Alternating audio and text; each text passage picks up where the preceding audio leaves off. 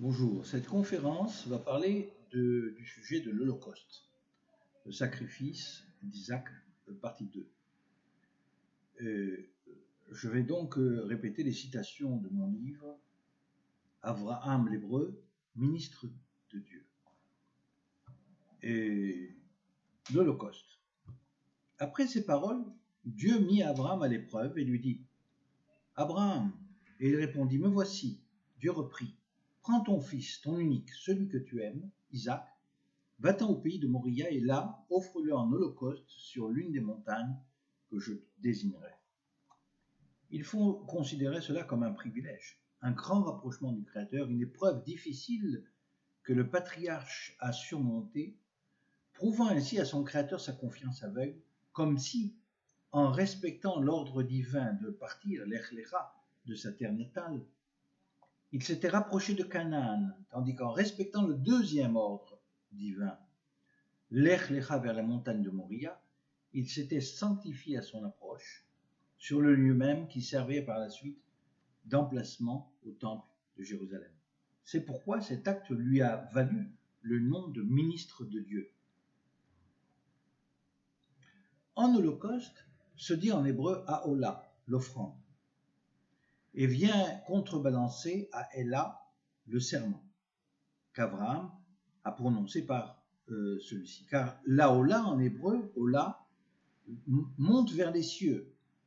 Le verbe olé, monter.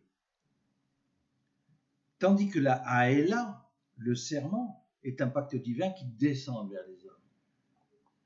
Il semble que toutes les souffrances qu'a subies le peuple juif dans le passé et celles qu'il subira à l'avenir seront compensées par la grâce dont il fera l'objet à la fin des temps.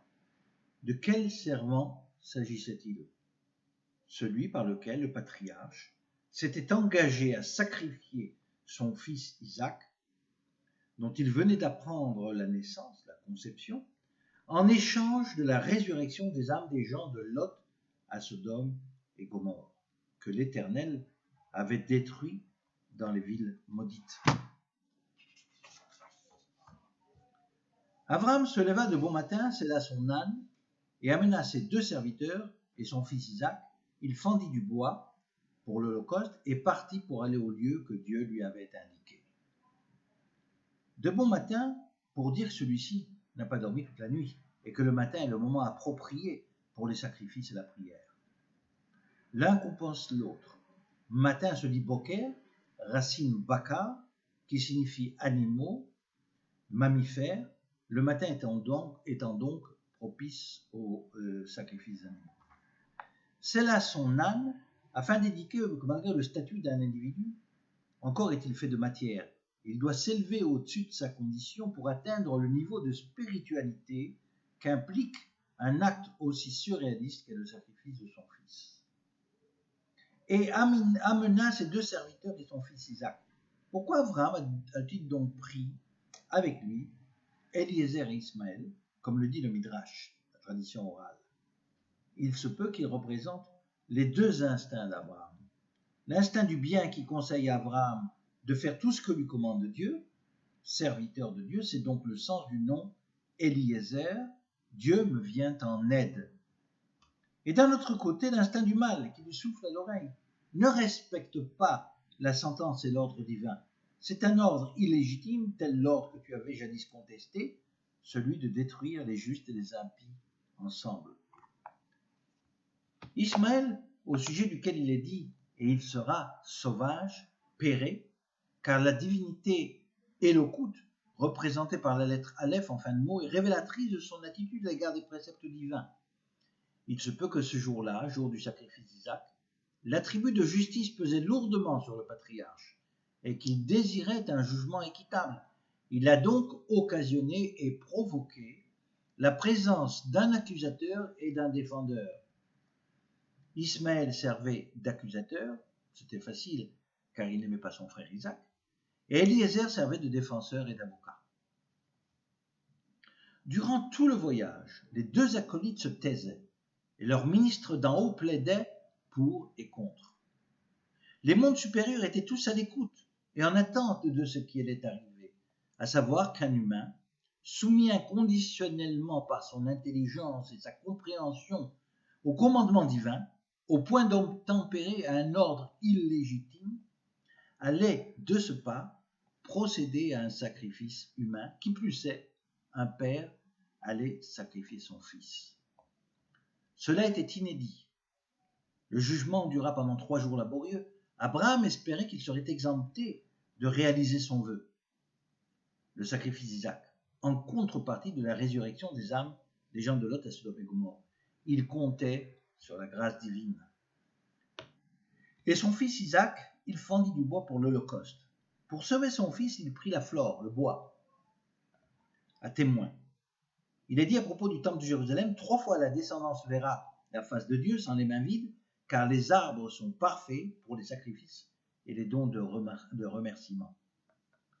Mais les êtres humains ne le sont pas. L'existence et le respect de la vie humaine est dans la compréhension hébraïque un principe fondamental depuis toujours. C'est ainsi qu'Abraham appelle la flore à plaider en sa faveur auprès du Tout-Puissant. Lorsqu'il se baisse, les yeux bouffis par les larmes, pour tailler du bois, il espère encore que celui-ci plaidera en sa faveur et s'écriera : il n'y aura pas de sacrifice humain.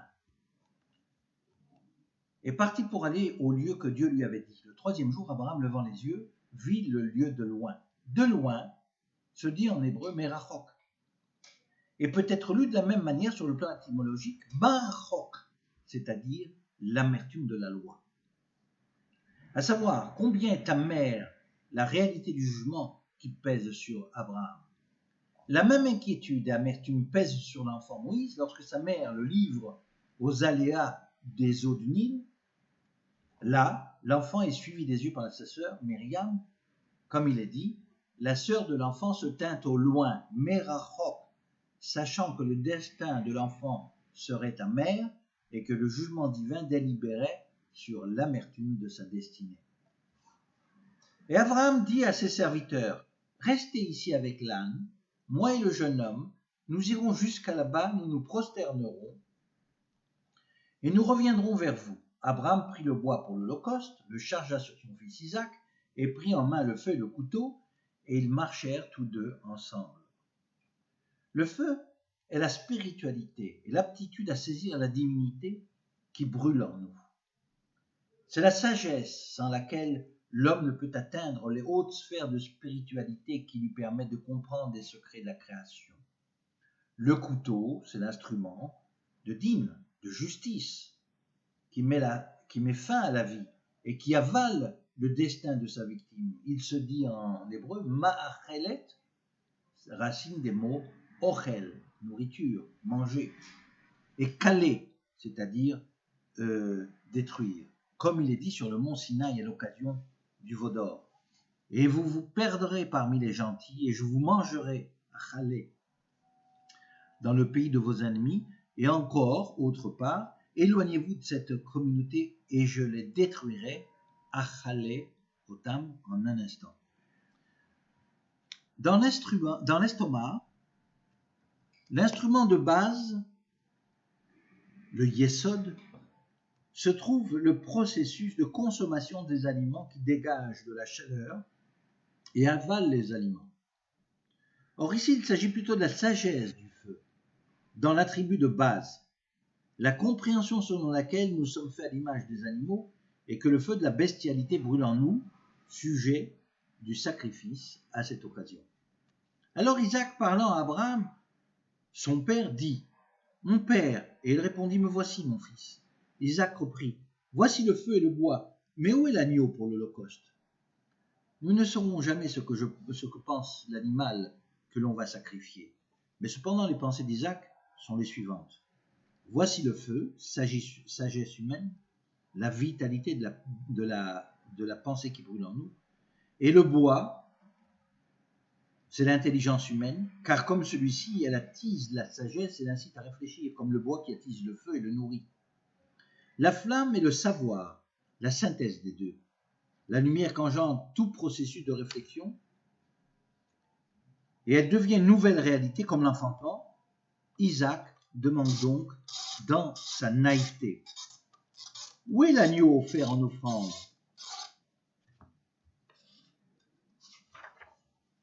Où est donc la sagesse divine, la grâce qui nous recommande de ne pas sacrifier des êtres humains et qui nous souffle qu'un tel sacrifice ne plaît pas à Dieu? Abraham répondit, mon fils, Dieu se pourvoira lui-même de l'agneau pour l'holocauste. Et ils marchèrent tous deux ensemble. La réponse de celui-ci est que le juge suprême définira le sort de chacun. Il verra les péchés de chacun et jugera qui sera l'agneau et qui sera le bourreau. C'est à cette vision qu'il fait référence en donnant à l'endroit le nom suivant. Dieu verra ce qui s'y dira. Aujourd'hui, il regardera dans la montagne de Dieu. La montagne de Dieu n'est-elle pas le mont Sinaï, où il est dit « Je pardonnerai à celui qui méritera mon pardon, et j'aurai pitié de celui qui méritera ma pitié. » Lorsqu'ils furent arrivés au lieu que Dieu lui avait été indiqué, Abraham s'y éleva un autel et disposa le bois. Il lia son fils Isaac et le mit sur l'autel par-dessus le bois. Après avoir demandé à la fleur de plaider en sa faveur, il demande à la nature morte d'en faire autant. Il s'adresse à l'autel qui est fait de pierre. Au niveau de son intelligence, l'intelligence qui procéda à sa création, car il est dit va-i-ven, qui signifie et il construisit, et vient du mot bina, sagesse, intelligence,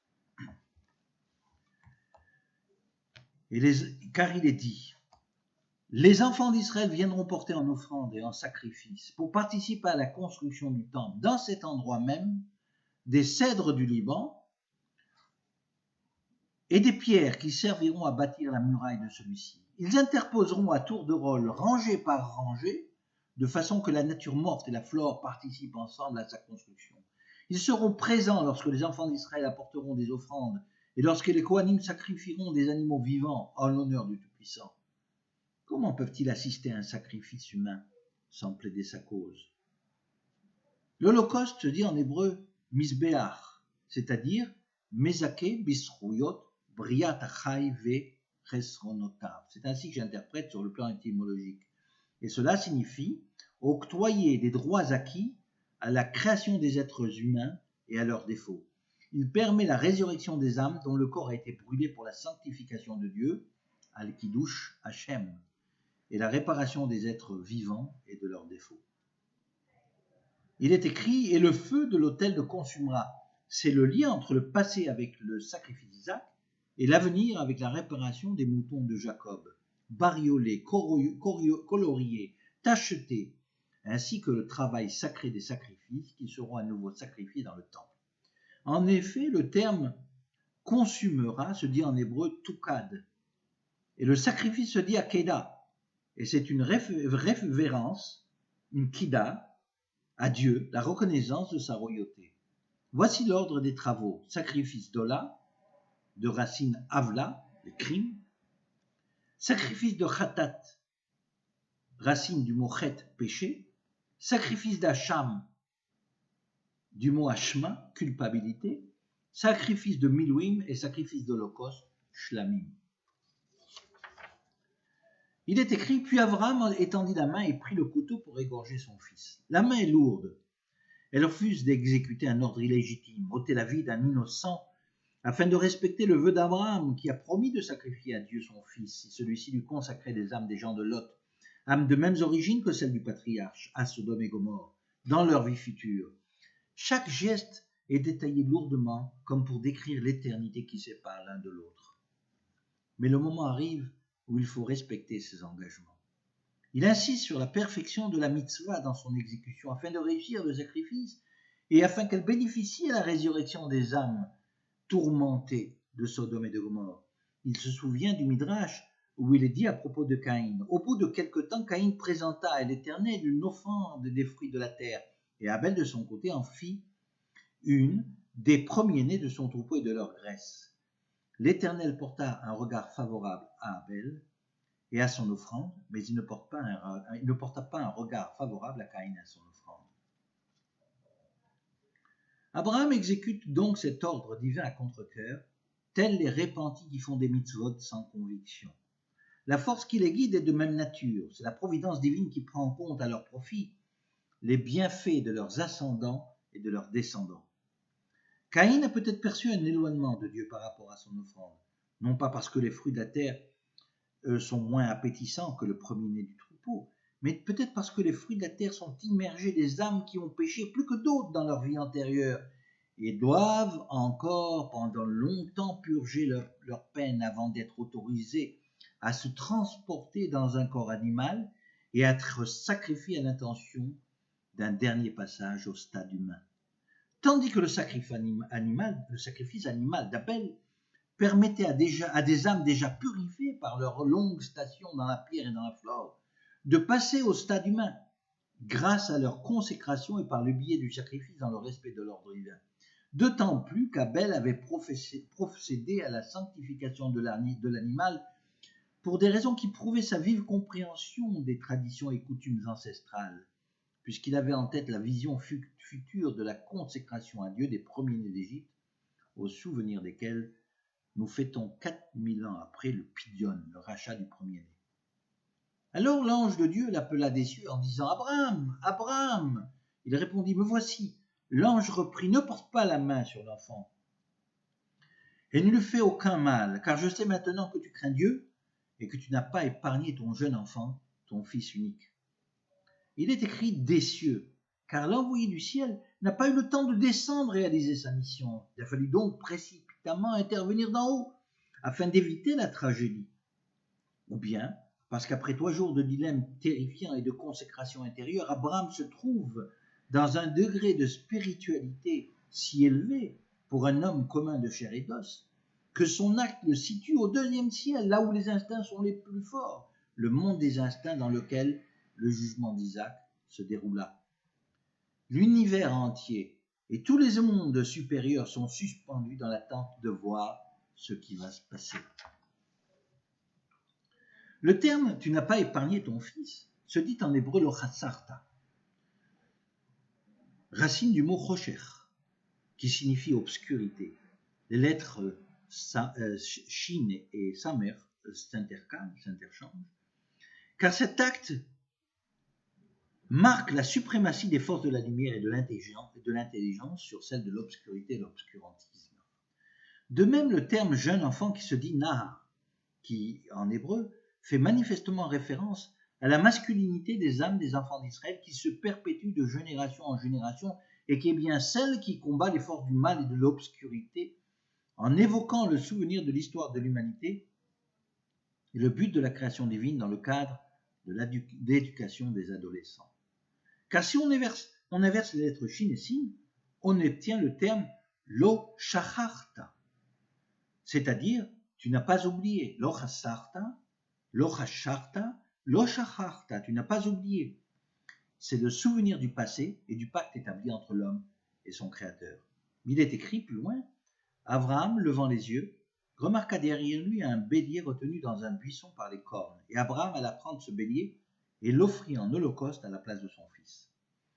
La grâce de Dieu est illimitée, car elle trouve son origine dans l'attribut de la paternité et de la maternité. Dieu, à ce moment crucial, envoie comme signe de grâce et de pardon un bélier en sacrifice à la place d'Isaac. La plaidoirie a fait son effet. L'ordre divin a prévalu malgré le vœu d'Abraham de sacrifier son fils pour sauver les âmes tourmentées de Sodome et Gomorrhe, et il a rétabli dans sa suprême royauté la règle selon laquelle la vie est un élément essentiel de la création, le sacrifice humain étant absolument inacceptable. Il n'y a pas de vérité sans l'adage « la fin justifie les moyens ». Et le respect de la vie est au-dessus de celui-ci.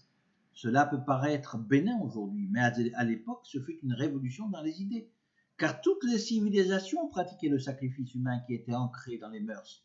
De quel droit Dieu peut-il annuler le vœu d'un humain ? Du même droit que possède un père lorsqu'il annule le vœu ou la promesse de sa fille, au nom de la paternité divine. Abraham est donc dans ce sens le premier révolutionnaire idéologique de tous les temps.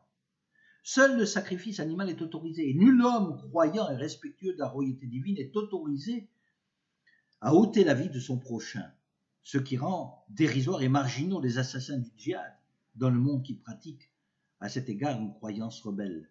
Le sacrifice humain est interdit, même si l'homme entre dans la catégorie de l'animal communicant, et qu'à ce titre il est soumis en général aux règles de la nature et en particulier à la loi du plus fort. Car le discours humain est un instrument de prière et de communication avec Dieu et dans sa sublime sagesse, Dieu ne s'en priverait pas.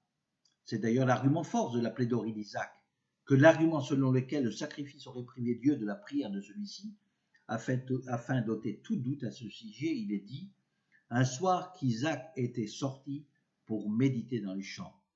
Méditer se dit en hébreu la souach, de la racine du mot siach, qui signifie buisson. Premièrement, pour annuler le sacrifice humain et le remplacer par le sacrifice de la flore ou de la faune. Et deuxièmement, afin de se souvenir du bélier d'Abraham qui s'est pris dans un buisson, svach, c'est-à-dire siach becha, qui signifie la parole est en toi. La lettre sin à la place de la lettre samer. C'est un symbole de l'interventionnisme divin qui prodigue à ceux qui satisfont sa volonté la grâce et l'abondance dont ils ont besoin. C'est de là qu'est venue l'idée selon laquelle le sacrifice compense et annule les péchés des êtres humains, car il est dit « et l'offrit en holocauste à la place de son fils ». À la place, sur le plan étymologique, se dit « tachat », au nom de la résurrection qui se dit « tachat ametim », résurrection des morts. Car la résurrection des morts va compenser la limitation de la vie d'Isaac, son sacrifice, et depuis qu'Adam et Ève ont péché, l'éternité leur a été retirée. L'acte d'Abraham a entraîné le pardon des fautes du premier homme sur terre. Et il a octroyé à ses descendants le droit à résurrection. C'est le but de sa jeunesse, l'innovation la plus intelligente dans une société esclavagiste et idolâtre. C'est l'acte le plus noble qui soit, qui lui valut le surnom de ministre de Dieu. L'ange de l'Éternel appela une seconde fois Abraham des cieux et dit « Je le jure par moi-même, parole de l'Éternel, parce que tu as fait cela et que tu n'as pas épargné ton fils, ton unique, je te bénirai et je multiplierai ta postérité, comme les étoiles du ciel et comme le sable qui est sur le bord de mer. Et ta postérité possédera la porte de ses ennemis. Toutes les nations de la terre seront bénies en ta postérité, parce que tu as obéi à ma voix. » Parce que ce dit Yan et comporte la racine du terme inouï, qui signifie souffrance, torture. Parce que Dieu a éprouvé Abraham et que ceci était perçu par celui-ci comme étant une souffrance psychologique extraordinaire, à savoir s'il devait sacrifier son fils ou pas. Et je ne pense pas qu'il ait douté un seul instant de son destin, qui consistait à convertir éventuellement les âmes de Sodome et Gomorrhe, puisqu'en fin de compte, il s'agissait de cela. Dieu l'a béni de la sorte. C'est à Dieu qu'il a répondu « Ne et na », de même racine « ana », qui signifie en hébreu répondre. Il est dit plus loin « Et que tu n'as pas épargné ton fils, ton unique, je te bénirai, je multiplierai ta postérité comme les étoiles du ciel et comme le sable qui est au bord de la mer, et ta postérité possédera la porte de ses ennemis. » À l'image de la sauterelle qui se déplace par nuages et qui ne se compte pas. Où est donc la bénédiction? N'a-t-il pas béni de la même manière Noé? Peut-être pas, car la bénédiction de Noé a une connotation quantitative, d'éparpillement à travers la planète, tandis que celle d'Abraham a une connotation qualitative en prônant l'expansion théologique de la reconnaissance monothéiste de la divinité. Je dirais donc sur le plan kabbalistique que la bénédiction de Noé se trouve au niveau de l'attribut de base, le Yesod, la sphère de l'estomac, tandis que celle d'Abraham se situe plus haut au niveau de l'intelligence et de la sagesse humaine, Chokhmah. Le message sous-entend ceci. Parce que tu n'as pas abandonné l'âme de ton fils aux forces du mal et de l'obscurité, et en contrepartie de celle-ci, tu as demandé de sauver les âmes de milliers de personnes habitant des villes de Sodome, Gomorrhe, Adma, Tzvoya et Béla. Je renforcerai l'âme de ta descendance avec le potentiel de leur esprit, et ils se propageront, et ils se disperseront, et ils se répartiront dans ta descendance à travers le monde et toutes les générations à venir. Je multiplierai ta postérité, arbe et zaracha en hébreu. Zaracha veut dire semence, zera. Et si l'on interpose la lettre zain avec la lettre gimel, car elles sont historiquement interchangeables, car identiques et symétriques, le Z est ouvert vers la gauche, le guimel est ouvert vers la droite, exemple de guerre et de zar. On obtient alors le terme grain ou semence de la terre, gera, racine du terme garin, qui signifie noyau. Cela nous enseigne que la semence humaine contient la multiplication numérique aussi bien que les qualités humaines, telles que la sagesse, l'intelligence et le savoir, de la semence florale qui contient, elle, généralement, toutes les qualités du fruit futur. Il s'agit donc d'un moule que la volonté divine a forgé dans l'être humain, ainsi que dans la flore et dans la faune, ainsi qu'également et certainement à l'origine des temps, dans la matière morte. La bénédiction d'Abraham n'est donc rien d'autre qu'un conditionnement préalable génétique de toutes les générations à venir, le gène de la compréhension divine et de l'aptitude à la matérialisation géométrique dans notre espace matériel d'une force créatrice immatérielle et invisible, le Nistar, et que l'on nomme communément Dieu. Il est donc dit comme les étoiles du ciel et comme le sable qui est sur le bord de la mer. Comme le sable se dit en hébreu kachol. Ceci pour rappeler la grâce divine qui nous a accordé ce bien précieux qu'est le krol, un escargot des mers dont l'encre bleue servait à la fabrication des talettes, tuniques de prière. Ce n'est pas seulement l'expression de la multitude qui compte ici, mais de la sainteté, de la spiritualité qu'implique son usage sacerdotal. Ce même gène de l'intelligence divine, comme je le nomme, est bien l'héritage d'Abraham à toutes les générations futures. Toutes les couches superposées d'un oignon, la génération qui suit contient toutes les aventures des générations précédentes qui sont imprimées dans son cœur et ne s'effaceront jamais. C'est le souvenir, zikaron, qui se perpétue dans les nouveau-nés mâles, zachar. C'est un peuple traumatisé par les réminiscences de son histoire, au plus profond de ses âmes. C'est cela qui incite instinctivement son esprit à faire constamment réparation sans que nous sachions pourquoi.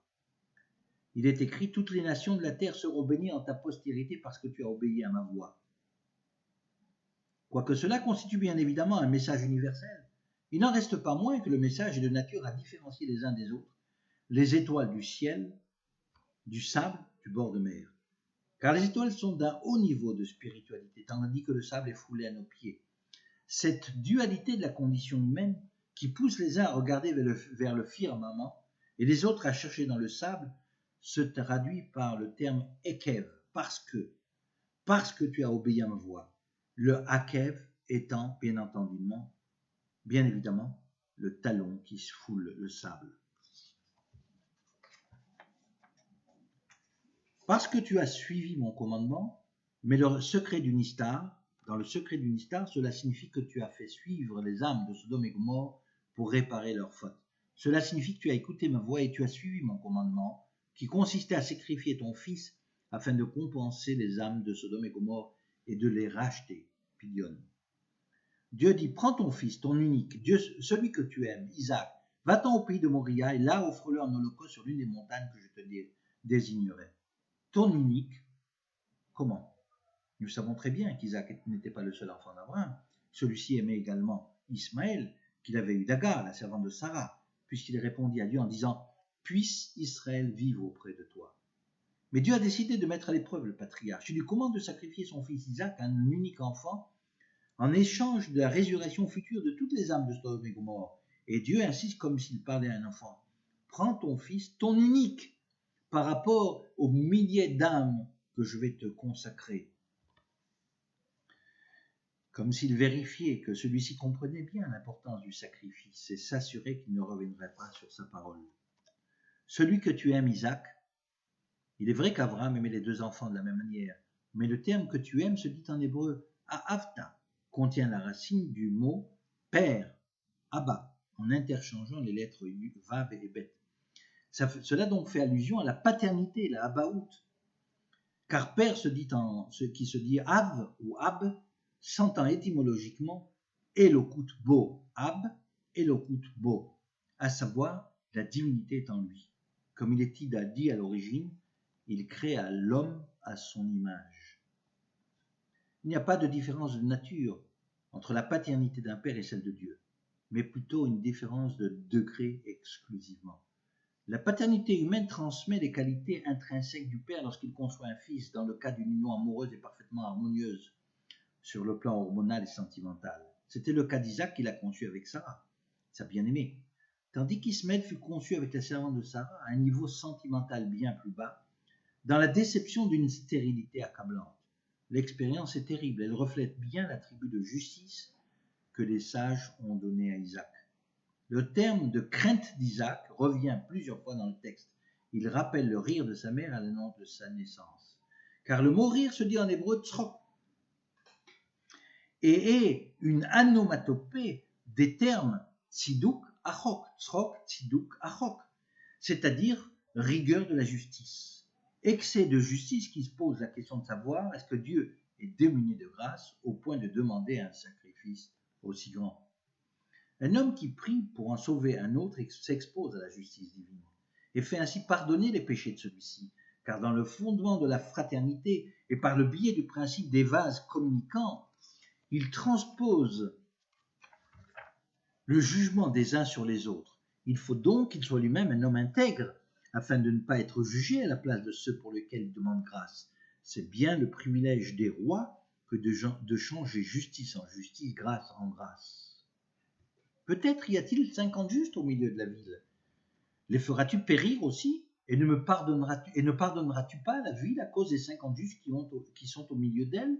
Et l'Éternel dit, si je trouve dans Sodome 50 justes au milieu de la ville, je pardonnerai à toute la ville. Ceci n'est pas une question. Dieu ne sait-il pas combien de justes il y a à Sodome? C'est donc une réponse. Il n'y a pas dans la ville de Sodome 50 justes. Abraham dit que le Seigneur ne s'irrite point, et je ne parlerai plus que cette fois. Peut-être y trouvera-t-il 10 justes. Et l'Éternel dit, je ne détruirai point la ville en faveur des 10 justes. Les 10 doigts de la main représentent l'ordre divin dans la création de l'homme, car en séparant la matière du corps humain et de son esprit de la matière divine, il a séparé les 10 doigts de la main pour parfaire celle-ci, et ce fut le dernier contact corporel entre le Créateur et sa créature. Il est donc normal que la négociation pour la survie des gens de Sodome et Gomorrhe se termine à ce chiffre en ces termes. L'Éternel s'en alla lorsqu'il eut achevé de parler à Abraham, et Abraham retourna dans sa demeure. Ce qui est stupéfiant, c'est l'occultation de ce qui suit. Après que Dieu ait rejeté le chiffre 10 comme chiffre minimal sauvegardant la destinée des 5 villes, ceci est laissé à l'intelligence humaine qui doit comprendre qu'Abraham a lui aussi reçu satisfaction, et non pas seulement Lot qui a supplié Dieu de sauver la ville de Béla. La supériorité spirituelle d'Abraham par rapport à son élève Lot laisse supposer que la négociation s'est arrêtée à un seul juste, hormis Lot qui ne faisait pas partie de la destruction. En dernier pourvoi, Abraham a renoncé à un seul juge, son fils, dont les anges venaient de lui annoncer la naissance prochaine, en contrepartie du juste qui aurait sauvé les 5 villes de la vallée du Jourdain s'il y en avait seulement un. Sans quoi il eût été inconcevable que Lot, élève du patriarche, soit exaucé dans sa supplication de sauver la ville de Béla, dans laquelle il avait momentanément trouvé refuge, tandis que son maître Abraham se voyait refuser la réparation des âmes des bergers de Lot réfugiés momentanément dans les villes maudites. Si je devais deviner, pour finir, ce qui fut la suite de la conversation entre Dieu et le prophète, je dirais ainsi. Peut-être y trouvera-t-il un seul juste. Détruirais-tu la ville dans laquelle il n'y a qu'un seul juste, ceci à cause de 1000 impies? Et l'Éternel répondrait, je ne la détruirai point, grâce à un seul juste. Commentaire de l'auteur. Alors, répondrait Abraham avec une pointe de satisfaction anticipée qui est celle de celui qui connaît à l'avance la réponse favorable de son interlocuteur. Prends donc le fils que tu m'as donné et dont tu m'as annoncé qu'il serait le début d'une descendance nombreuse, comme les étoiles du firmament et le sable de la terre, et échange-le avec les êtres impies des villes de Sodome et Gomorrhe, Adma, Tzvoya et Béla, les bergers de Lot, mon neveu, afin qu'ils puissent revenir sur terre et réparer leurs péchés, et qu'ils se réincarnent dans ma descendance, afin de créer un peuple de prêtres qui officieront dans ta demeure. Et sur ces mots, il est dit qu'Abraham s'en retourna dans sa demeure, contrairement à Dieu qui n'en a pas sur terre, évocation sous-entendue et subtile à celle que le roi Salomon lui construira ultérieurement. car le terme demeure ou à sa place textuellement se dit en hébreu limkomo, de la racine makom, qui signifie endroit. Or, il est dit au sujet de la montagne de Moria, sur laquelle eut lieu le sacrifice d'Isaac, Dieu dit, prends ton fils, ton unique, celui que tu aimes, Isaac, va-t'en au pays de Moria, et là, offre-le en holocauste sur l'une des montagnes que je te désirais. Le troisième jour, Abraham leva les yeux, il vit le lieu à Makom, Merachok, de loin. En hébreu, il est dit à Makom, le lieu, ce qui sous-entend que cet endroit concernant la survie des gens de Sodome et de Gomorrhe et possède un lien avec l'endroit où Isaac fut sacrifié. C'est ce sacrifice, celui d'Isaac, fils d'Abraham le prophète, qui a valu aux hommes en général et aux Hébreux en particulier la présence honorifique et surnaturelle de Dieu sur terre. Car le temple se dit Beit Hamikdash, de la racine du terme Leakdish, qui veut dire consacrer, en souvenir de l'Holocauste que celui-ci a consacré, sacrifié en l'honneur de Dieu et pour cause ainsi sublime. Cette démonstration n'est pas une rhétorique, mais l'expression de ce qui s'est réellement passé. La preuve évidente se trouve dans les termes suivants. Jéhovah se souvint de ce qu'il avait dit à Sarah. Vachem pakad et Sarah. Et Jéhovah accomplit pour Sarah ce qu'il avait annoncé. Sarah devint enceinte et elle enfanta un fils à Abraham dans sa vieillesse, au temps fixé dont Dieu lui avait parlé. La Moed Asher Diber Oto Elohim. Là, le nom de Dieu est Jéhovah, qui est connu pour être le nom de grâce et de bonté, tandis que là-bas, Dieu, le nom de Dieu est celui de la justice, Elohim. Ceci afin qu'on comprenne que Dieu avait fixé deux termes à Abraham, un délai pour la naissance d'Isaac, et à cette fin, il avait revêtu l'apparat de la grâce, et un délai pour déterminer le jour de son sacrifice. À cette fin, il avait revêtu l'apparat de la justice. C'est donc le jour où Dieu a donné à Abraham une descendance humaine. Celui-ci a choisi les âmes des impies de Sodome et Gomorrhe pour l'en revêtir. Si cela ne suffit pas à vous convaincre qu'Isaac était bien la victime prédestinée de cette fameuse négociation, alors voici la signification du terme la Moed, qui signifie au temps fixé, racine du terme Yehoud, qui signifie en hébreu destinée. C'est là donc la destinée de cet enfant, et c'est celle de sa descendance, puisque les Hébreux se sont toujours dénommés Yehudim, au pluriel, les prédestinés. Abraham donna donc le nom d'Isaac au fils qui lui était né, que Sarah lui avait enfanté. Pourquoi Isaac, Yitzhak? Parce qu'il est né sous la loi, Chok, Yitzhak, Chok, du sacrifice. L'ironie du destin, un jeu d'équilibre très subtil entre les deux phases de la divinité, la justice et la bonté divine. J'arrêterai là, pour ne pas trop alourdir l'exposé, et je vous adresse encore une fois à mon livre Abraham l'Hébreu, ministre de Dieu, sorti à l'édition Tamar. Vous pouvez le trouver sur www.éditiontamar en un seul mot, au pluriel éditiontamar.com. À bientôt et merci d'avoir écouté.